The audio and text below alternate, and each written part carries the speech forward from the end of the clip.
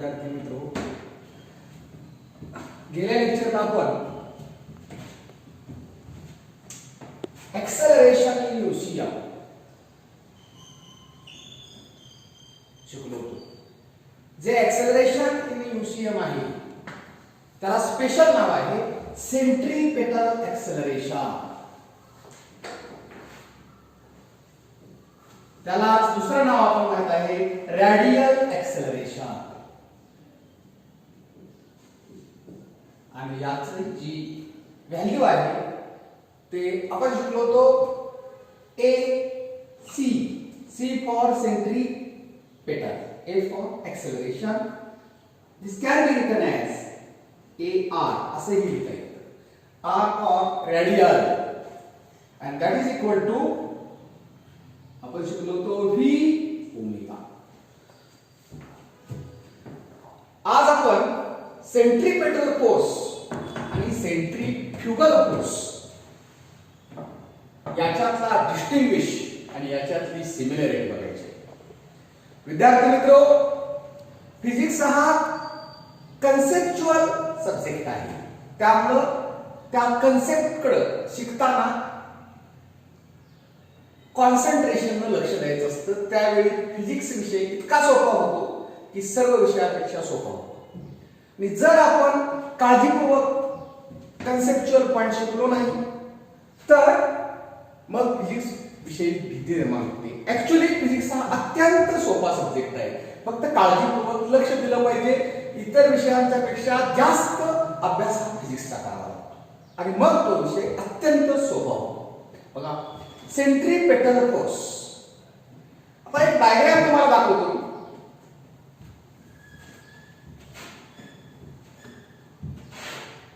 ही diagram आपण शिकलोय.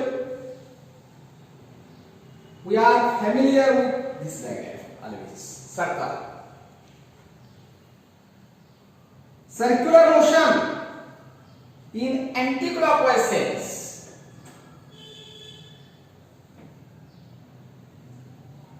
Centre position A, B position पार्टिकलची. हे S A B arc length S during time this angle theta which is angular displacement in time t. If this time is very small then we can say here delta theta and here delta s. Now see, this is radius vector. आपल्याला माहित आहे की circular motion मध्ये जी linear velocity असते तिला दुसरं नाव काय?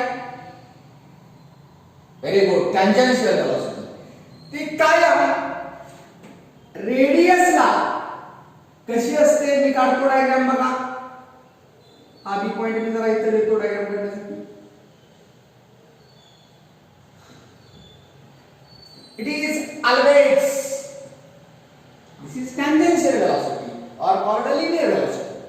Particle ज्यावेळी सर्क्युलर मोशन करतो त्यावेळी आपल्याला माहितच आहे की त्याला लिनियर पॅरामीटर असतात आणि अँग्युलर पॅरामीटर असतात. आता हे लिनियर वेलोसिटी ला दुसरं नाव टॅन्जेन्शियल वेलोसिटी. का? तर हे टॅन्जंट आहे. त्या पाथला कसा आहे? टॅन्जंट. हाच पार्टिकल इथं गेला तर लिनियर वेलोसिटी अशी होईल, टॅन्जेन्शियल. आता सेंट्रीपेटल एक्सेलरेशन ची डायरेक्शन काय असते? पाठीमागच्या लेक्चरला बघू. Centripetal, centri that is centre. ही जी डायरेक्शन असते सेंट्रीपेटल एक्सेलरेशनची ही काय असते? Towards the centre. सेंट्रीपेटल एक्सेलरेशनचा स्टडी केल्यानंतर आपणाला स्टडी करायचा आहे centripetal force. This is most important. Note that this is the cause of circular motion. Centripetal force हे सर्क्युलर मोशनचं क्वाज आहे, लक्षात ठेवा. आणि पहिल्यांदा ध्यानात ठेवा, सेंट्रीफ्युगल फोर्स हा सर्क्युलर मोशनचा इफेक्ट आहे. मग ऍक्च्युअली याच्या डेफिनेशन्स काय आहेत बघा. कन्सेप्च्युअल पॉइंट्स आहेत सगळे. Physics is a conceptual subject, हा पॉइंट ध्यानात ठेवा. कन्सेप्टकडे लक्ष द्या. आता सेंट्रीपेटल फोर्स, आता मी सेंट्रीपेटल फोर्सची डायरेक्शन यात दाखवतो आणि त्यावरून आपण डेफिनेशन तयार करू. बघा, सेंट्रीपेटल फोर्स याच्या अलाउंस असतो. हे काय आहे? रेडियस. सेंट्रीपेटल फोर्स आता थोडक्यात कसं लिहायचं बघा. Centrifugal force, centripetal force that is CPF. आणि सेंट्रीफ्युगल फोर्स कसं लिहायचं बघा थोडक्यात. Centrifugal force CFF.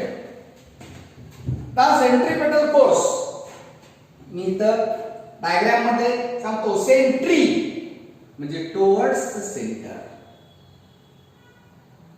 पेटल दॅट इज टुवर्ड्स, आणि सेंट्री दॅट इज सेंटर. बघा, ही डायरेक्शन आहे.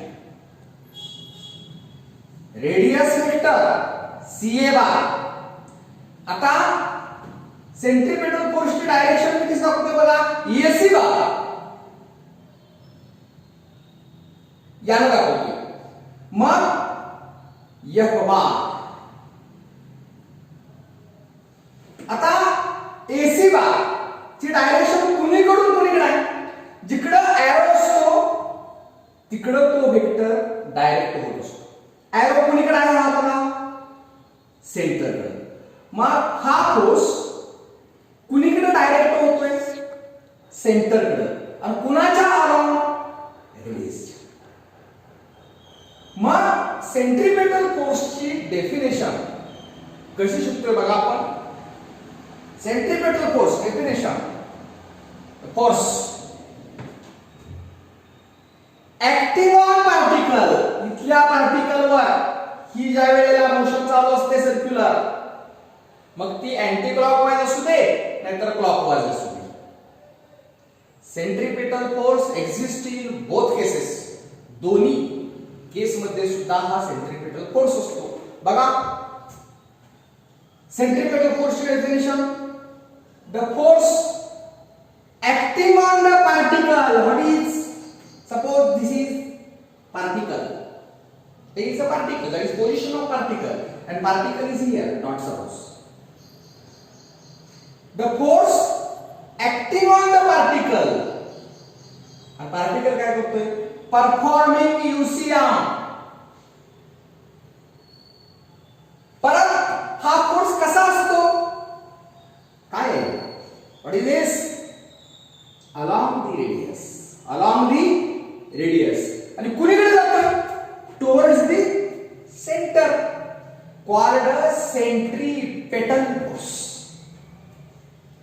काय डेफिनेशन होईल, असा फोर्स बघा की जो फोर्स पार्टिकलवर ऍक्शन करतो. कुठल्या पार्टिकलवर, जो पार्टिकल युनिफॉर्म सर्क्युलर मोशन करतोय. मग तुम्हाला प्रश्न पडेल, सर्क्युलर मोशनला चालत नाही का? चालतंय, कारण every UCM is a CM. प्रत्येक युनिफॉर्म सर्क्युलर मोशन ही काय असते, CM असते, सर्क्युलर मोशन असते. पण प्रत्येक CM ही UCM असेलच असं नाही. या अगोदरच आपण शिकलोय.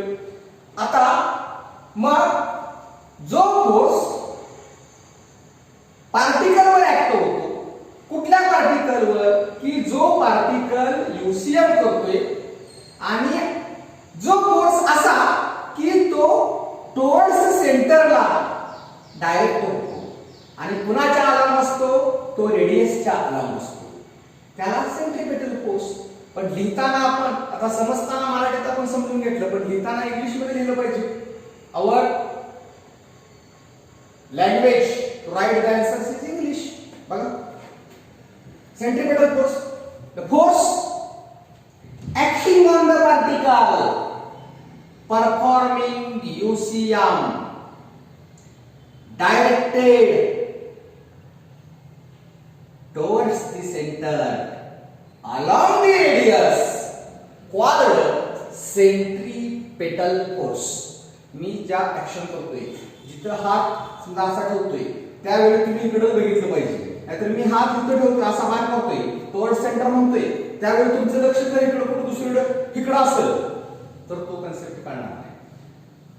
हा जो एरो दाखवतो तिकडेच लक्ष पाहिजे, इकडे पण बसायचं नाही. ही डायरेक्शन कोणाची आहे? रिव्हर्स. बर आता सेंट्रिपेटल फोर्स ही डायरेक्शन कोणाची? Centripetal force. ही डायरेक्शन कोणाची? टँजेन्शियल व्हेलॉसिटीची. त्यामुळे बघताना व्यवस्थित त्या पॉइंटवर बघितलं पाहिजे. बघा मग ही सेंट्रिपेटल फोर्सची डेफिनेशन झाली. आता आपल्याला शिकताना या काही डिस्टिंग्विश शिकायचे आहेत, कारण सिलेबस मधला हा पॉइंट आहे. या अपेक्षित काय आहे की विद्यार्थ्याला यातला फरक स्पष्ट करता आला पाहिजे किंवा विद्यार्थ्याला या दोन्ही कोर्स मधील सिमिलॅरिटी जी समानता आहे ती सांगता आली पाहिजे. आपण एकदा डिस्टिंग्विश शिकलो दोघांचं, परत दुसऱ्या टप्प्यात सिमिलॅरिटी शिकलो की हे दोन्ही पॉइंट एक्सप्लेनेशनला सांगतात. परंतु सगळंच एक्सप्लेनेशन डिस्टिंग्विशला चालणार नाही किंवा सगळंच एक्सप्लेनेशन सिमिलॅरिटीला चालणार नाही. म्हणून शिकताना आपण पहिल्यांदा डिस्टिंग्विश शिकू आणि नंतर आपण सिमिलॅरिटी शिकू. बघा सेंट्रिपेटल फोर्सची डेफिनेशन मी सांगितली. आता सेंट्रिफ्युगल फोर्स शिकण्या अगोदर सेंट्रिपेटल फोर्सचं एखादं एक्झाम्पल आपण बघूया. तुम्हाला माहित आहे the moon revolves around the earth in circular orbit. मग सर्क्युलर मोशन साठी सेंट्रिपेटल फोर्स पाहिजे. जर नेसेसरी सेंट्रिपेटल फोर्स नसला तर सर्क्युलर मोशन होत नाही. आणि सेंट्रिपेटल फोर्सची मॅग्निट्यूड जी असते ती सुद्धा ठराविक पाहिजे. त्याच्यापेक्षा कमी मॅग्निट्यूड चालत नाही. नाहीतर फोर्स आहे परंतु नेसेसरी फोर्स नाही, रिक्वायर्ड फोर्स नाही, तरी सुद्धा सर्क्युलर मोशन होत नाही, सर्क्युलर मोशन कट होते. मग सर्क्युलर मोशन साठी सेंट्रिपेटल फोर्स हे कॉज आहे, त्याचं कारण आहे. कारण सर्क्युलर मोशन होण्यासाठी सेंट्रिपेटल फोर्स गरजेचा आहे. तो नसेल आणि तो अप्रोप्रिएट क्वांटिटी मध्ये पाहिजे तरच सेंट्रिपेटल फोर्स आणि सर्क्युलर मोशन यात आपल्याला इंटररिलेशन आहे. बघा आता सेंट्रिपेटल फोर्स एक्झाम्पल सांगतोय. The moon revolves around the earth in circular orbit. The necessary centripetal force is provided by the gravitational force between moon and earth. म्हणजे ज्यावेळी मून हा अर्थ भोवती फिरतो कसा सर्क्युलर मॅनर मध्ये तिथं सर्क्युलर मोशन होते आणि ती सर्क्युलर मोशन होण्यासाठी जी सेंट्रिपेटल फोर्स असतो तो कोण देतो तिथं? तर ग्रॅव्हिटेशनल फोर्स. हे सेंट्रिपेटल फोर्सचं एक्झाम्पल आहे. आता याचे डेफिनेशन शिकलो, याचं एक्झाम्पल बघितलं एक आपण. आता सेंट्रिफ्युगल फोर्सची डेफिनेशन बघायची. याची डेफिनेशन समजली की याची डेफिनेशन समजायला अवघड नाही. लक्ष द्या काळजीपूर्वक. बघा सेंट्रिफ्युगल फोर्स याची डायरेक्शन सेंट्रिफ्युगलची त्या सेंट्रिपेटल फोर्सच्या उलटी आहे. उलटी असते कशी असते बघा. मात्र दोघांची मॅग्निट्यूड सेम असते. दोघांची मॅग्निट्यूड सेम असते. हा ज्याचा आराम असतो हा कुणाचा आराम असतो? रेडियसच्या. हा कसा असतो? टुवर्ड सेंटर असतो. तसा सेंट्रिफ्युगल फोर्स हा सुद्धा रेडियसच्या आराम असतो पण डायरेक्शन उलटी असते. म्हणजे टुवर्ड्स सेंटर असं म्हणता येईल का? टुवर्ड्स सेंटर हे जे वर्डिंग आहे टुवर्ड्स द सेंटर. याच्या अपोजिट वर्डिंग काय? Away from centre. याच्या अपोजिट काय? Away from centre. म्हणजे सेंट्रीफ्युगल फोर्सची डायरेक्शन कशी होईल? Away from centre. सेंटर पासून दूर. आणि सेंट्रीपिटल फोर्सची सेंटर कडे.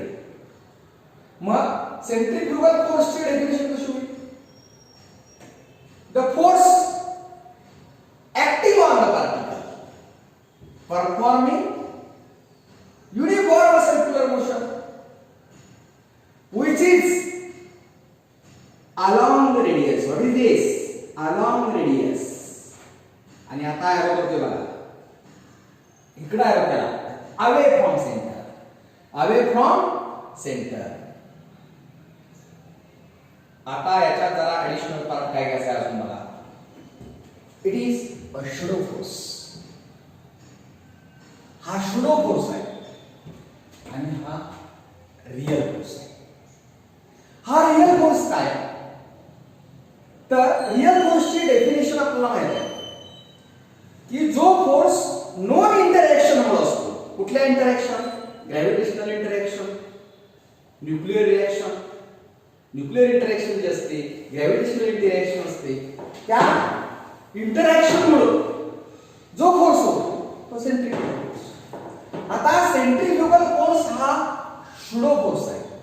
याचा अर्थ तो नॉन इंटरॅक्शन मुळे नसतो. म्हणजे ग्रॅव्हिटेशनल इंटरॅक्शन, न्यूक्लिअर इंटरॅक्शन यामुळे हा फोर्स नसतो. म्हणून या फोर्सला सुडो फोर्स म्हणायचं. स्पेलिंग बघा, सुडो फोर्स आहे. मग डेफिनेशन मध्ये घेताना, डेफिनेशन सांगताना अगदी परफेक्ट डेफिनेशन सांगायचं म्हटलं तर शुडो हा शब्द इथं वापरायचा. इथं रियल शब्द नाही वापरला तर चालेल. डिस्टिंग्विशला घेतोय आपण. बघा, सेंट्रीफ्युगल फोर्स म्हणजे काय बघा. Pseudo force. शुडो फोर्स म्हणजे काय? जो फोर्स नॉन इंटरॅक्शन मुळे नसतो. नॉन इंटरॅक्शन कुठल्या? Gravitational interaction. दुसरी इंटरॅक्शन कुठली आहे की nuclear interaction. A pseudo force active on the particle performing UCM which is, what is this? Along the radius. आणि हा एरो इकडे काय आहे? Away from center. Called centrifugal force. हा सेंट्रीपेटल आहे आणि हा सेंट्रीफ्युगल आहे. हा सेंटरड पेटल टोवर्ड्स आहे. हा सेंट्रीफ्युगल सेंटरच्या अवे. आता याचं एक्झाम्पल काय सांगता येईल आपल्याला सेंट्रीफ्युगल फोर्सचं? समजा एक बादली घेतली समजा आपण पाण्याने भरली आणि ती व्हर्टिकल सर्कल मध्ये अप्रोप्रिएट स्पीड पाहिजे. तर बादली काय म्हणतो असे करता, बादलीतलं पाणी खाली जर ती एकदम वेगाने अशी फिरवली व्हर्टिकल सर्कल मध्ये, किंवा तांब्या जरी घेतला आपण पाण्याने भरलेला आणि तो तांब्या आपण प्रयोग करून बघा की तांब्यात पाणी घ्यायचं आणि तांब्या हाताने धरायचा असा आणि तो एकदम वेगाने फिरवायचा असा. तांब्यातलं पाणी खाली सांडत नाही. म्हणजे इथं असं काय होतं तर या ठिकाणी तांब्यातलं पाणी किंवा बादलीतलं पाणी खाली का सांडत नाही? तर या ठिकाणी जे वेट आहे हे बॅलन्स केलं जातं. म्हणजे सेंट्री इथं जे पाण्याचं वेट आहे हे बॅलन्स केलं जातं. That means here centrifugal force हा कसला फोर्स आहे? शुडो फोर्स आहे. आता या ठिकाणी डिस्टिंग्विश एक्झाम्पल सांगितलं आपण. दुसरं एक्झाम्पल सांगू शकतो आपण. When car takes turn towards right. तुम्ही बस मधून घरी येता, कार असू दे नंतर बस असू दे. When bus takes turn towards right we are pulled towards left. Right कडे जर टर्न घेतला बसनं तर आपण लेफ्टला उडलो जातो. जर लेफ्टला टर्न घेतला तर कुठं उडलं जाणार, राईट. पण हा फोर्स कसला आहे, शुडो फोर्स आहे. फोर्स कसला आहे, हा शुडो फोर्स आहे. आता बघा, म्हणजे हा रियल फोर्स, हा सेंट्रिफ्युगल फोर्स, शुडो फोर्स. आता यामध्ये आपण डिस्टिंग्विश स्टडी करूया. जर वेळ मिळाला तर आपण लगेच सिमिलॅरिटी पण बघणार आहे. आता बघा, डिस्टिंग्विश पहिलं काय सांगितलं, इकडं डेफिनेशन, इकडं पण काय सांगितली, डेफिनेशन. इकडे काय सांगितलं, एक्झाम्पल. इकडे काय सांगितलं, समजा एक्झाम्पल. तिसरा पॉइंट, इकडं हा फोर्स कसला, रियल फोर्स. इकडचा तिसरा पॉइंट काय सांगितलं आपण, हा कसला फोर्स, शुडो फोर्स. आता आपल्याला स्टडी करताना पुस्तकात जेवढं दिले तेवढं स्टडी करायचं नाही. आपल्याला वेगवेगळ्या एंट्रन्स एक्झामिनेशन द्यावं लागतात किंवा एखादा इन्स्टिट्यूट त्यावर डेव्हलप केला जातो, बोर्डाला सुद्धा किंवा वेगवेगळ्या सीईटी जेईला, की त्यावेळी त्या विद्यार्थ्याला तो कन्सेप्ट समजलाय का. पुस्तकात वाक्य येणारे इन्स्टिट्यूट आपल्याला पुस्तकात असे डायरेक्टली लिहित नसतात, त्यातली वाक्य उचलून घेत नाही, तर त्यावर अंडरस्टँडिंग कसं झालं याचा विचार केला जातो. म्हणून स्टडी करताना डिटेल स्टडी करायचं की जेणेकरून आपल्याला सीईटी जेई नीट आणि बोर्डाचे इन्स्टिट्यूट सुद्धा सोडवता आले पाहिजे, त्यासाठी डिटेल स्टडी करायची. आता बघा, पुढचा पॉइंट सांगतो तुम्हाला. आता इथे एक विचार करायचा आहे, तो एमसीक्यूचा उपयोग करू शकतो, की बघा सीए बार हा कसला vector, radius vector. F bar ची डायरेक्शन तुम्हाला काय सांगितली होती मी तुम्हाला, टुवर्ड सेंटर. सेंट्रिपेटल फोर्स ची डायरेक्शन काय सांगितली, टुवर्ड सेंटर. याचा विचार करू आपण. आता रेडियस वेक्टर ची डायरेक्शन काय सांगितली, अवे फ्रॉम सेंटर. बोथ या ऑपोजिट डायरेक्शन और same direction. Centripetal force and radius vector एक डायरेक्शन इकडं, एक पळायला लागला इकडं, एक पळायला लागला इकडं, मग दोघं एकमेकांच्या विरुद्ध दिशेने पळायला लागले. विरुद्ध, that is opposite. That means centripetal force and radius vector has opposite direction. Has a opposite direction. हे वेक्टर आहेत, हे अँटी पॅरलल आहेत. मग त्यांच्यातला अँगल काही centripetal force and radius vector, the angle between centripetal force and radius vector is a pi radian. Because vector are anti-parallel. एक vector असा आहे, एक वेक्टर असा आहे. हे काय होईल, त्यातला अँगल काय असतो, पाय रेडियन. और डिग्री मध्ये कसं लिहितो आपण, 180 डिग्री. आता ह्याच डायरेक्शन सेंट्रिफ्युगल. आता तुलना कोणाशी करायची आपल्याला, सेंट्रिपेटल फोर्सची रेडियस वेक्टरशी तुलना केली आणि डायरेक्शन कशा सांगितले आपण, विरुद्ध आहेत म्हणून सांगितलं. नुसतं ते सांगायचं आहे, आपण काय पाठ करून ठेवायचं आहे यांच्या डायरेक्शन विरुद्ध असतात, विरुद्ध असतात, पिरियड मध्ये कळतं लगेच. कारण रेडियस वेक्टर बघा, सेंट्रिपेटल फोर्स बघा, डायरेक्शन कशा आहेत आपल्याला हे व्हिज्युअलाइज करता आलं पाहिजे, डोळ्यासमोर निर्माण करता आलं पाहिजे. पाय 180 डिग्री, पाय और 180 डिग्री. एंगल बिटवीन कोणा म्हटला, centripetal force and radius vector. आता हेच ऍप्लिकेशन असलंच सेंट्रिफ्युगल फोर्स साठी. आता सेंट्रिफ्युगल फोर्स ची डायरेक्शन काय सांगितली होती मी, सेंट्रिपेटल फोर्सच्या विरुद्ध.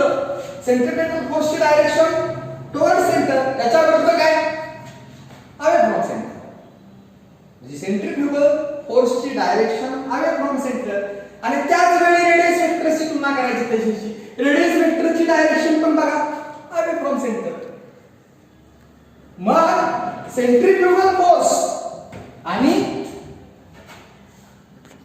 रेडियस वेक्टर यांची डायरेक्शन कशी आहे, एकाची डायरेक्शन इकडच, दुसऱ्याची इकडच. मग डायरेक्शन काय, दोघं पण समजा आता ईस्टला निघाले. मी असा थांबलोय आता की इकडची दिशा जी आहे पुढची ती ईस्ट आहे,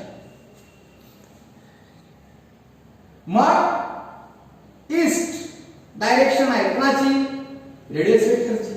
सेंट्रीफ्युगल फोर्सची काय आहे, ईस्टच आहे, म्हणजे डायरेक्शन कशी आहे, सेम आहे.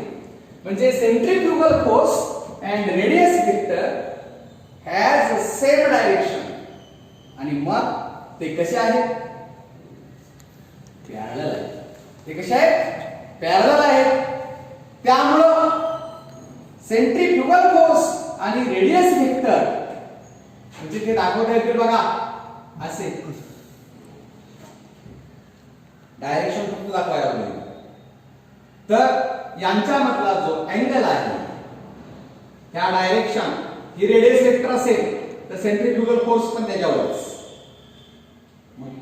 यांच्यामधला अँगल हे आणि हे किंवा असं दाखवलं मी तर यांच्यामधला अँगल असतो, what is the angle, anyone, 0 degree. Angle किती, 0 डिग्री. मग आता सेंट्रीफ्युगल फोर्स आणि रेडियस वेक्टर मधला अँगल किती, 0 डिग्री.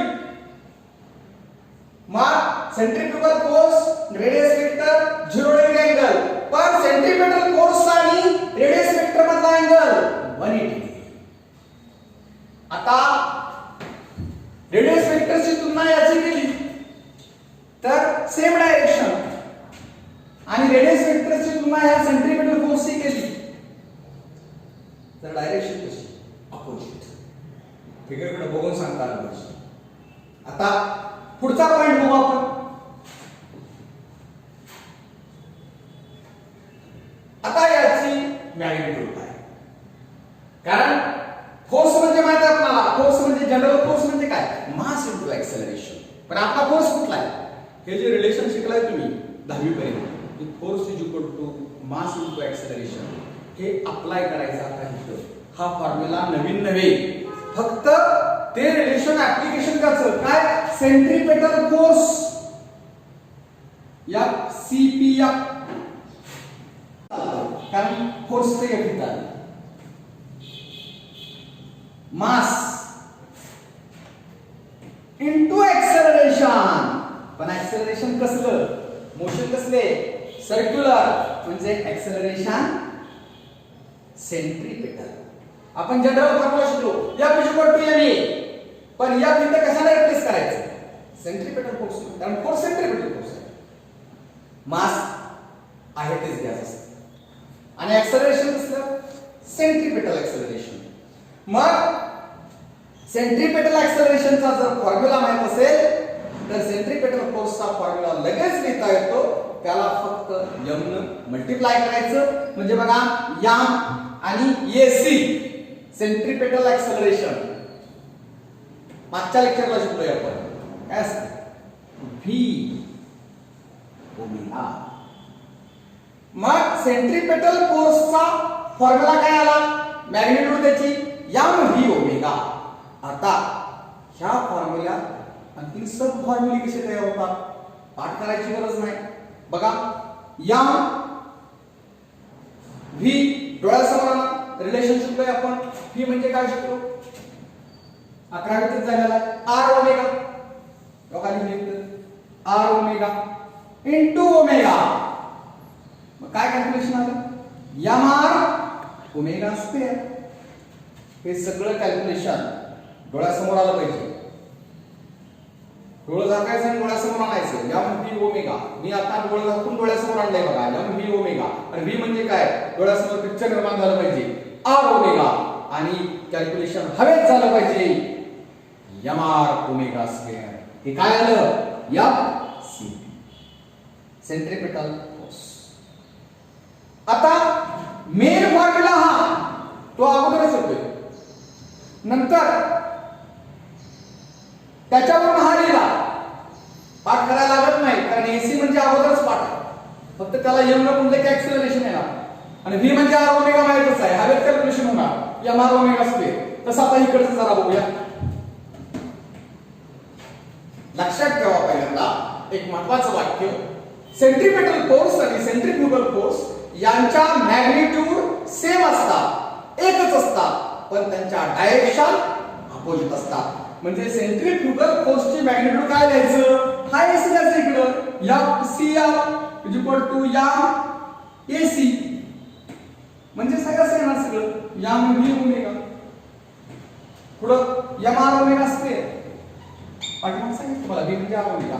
अजून एक इथं पुढे एक्सटेन्शन देता येतं की बघा V म्हणजे काय शिकलाय तुम्ही, R ओमेगा. आता ओमेगा म्हणजे काय येईल, V by R. MR omega म्हणजे डोळ्यासमोर ना V बाय R, पण याचा ओमेगा स्क्वेअर आहे, V square by R square, एक आला एक आर गेलं, मग काय आलं, MV स्क्वेअर बाय R. इकडे पण काय येणार, MV स्क्वेअर बाय R. म्हणजे एक अत्यंत 3 स्टेप मधला फॉर्म्युला डायरेक्ट डोळ्यासमोर पाहिजे. काय ना बघा,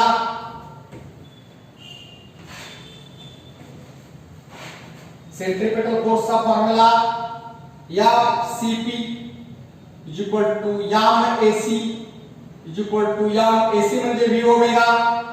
परत त्याचे कॅल्क्युलेशन केले काय आलं, MR ओमेगा स्क्वेअर, आणि त्याचं कॅल्क्युलेशन केलं काय आलं, MV स्क्वेअर बाय R. आणि आहे असंच, फक्त इथं काय लिहायचं, सेंट्रीफ्युगल म्हणजे दोघांच्या मॅग्निट्यूड सेम आहे पण डायरेक्शन अपोजिट आहे. आता यांचा व्हेक्टर नोटेशन सुद्धा आपण पुढच्या लेक्चरला शिकायचं आहे. आता अजून एक लेक्चर झालं की मी तुम्हाला MCQs ची ऑनलाईन टेस्ट घेणार आहे. त्यावेळी आतापर्यंत अभ्यास करत राहा, याच्या नोट्स आपण आजच तुम्हाला देऊ. मात्र अभ्यास चालू पाहिजे, आपली तयारी बोर्डाची आणि एंट्रन्स एक्झामिनेशनची दोन्ही ऍट अ टाइम झाली पाहिजे. Okay, thank you.